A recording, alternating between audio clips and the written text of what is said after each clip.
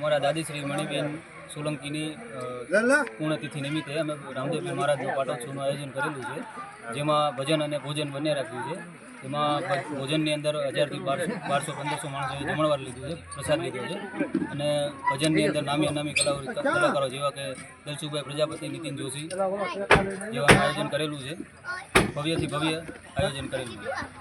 રામાણી ગામ રાંઢિયાની અંદર આજે માવજીભાઈ મેપાભાઈ સોલંકીની ત્યાં રામાપીર બાપાનો પાઠ ઉત્સવ એના મણિબાની પુણ્યતિથિ નિમિત્તે ભજન ભોજન અને નામી કલાકારો દ્વારા જે સંતવાણીનો કાર્યક્રમ કરેલો છે, તેના માતૃશ્રીની પુણ્યતિથિ દર વર્ષે ધામધૂમથી અને રામાપીર બાપાના પાઠ રાખી અને જે દર વર્ષે આવું આયોજન કરે છે, એ એક માતૃત્વ ભાવનાનો એક ટૂંકો પરિચય લીધા જેવી આ વાત છે।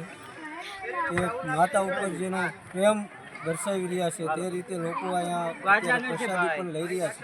1000થી 1200 લોકો પ્રસાદી લેશે તે પ્રમાણનું આયોજન કરેલું છે અને દર વર્ષે આ રીતે આયોજન કરે છે માવજીભાઈ મેપાભાઈ સોલંકી રાંઢિયા। જય રામ।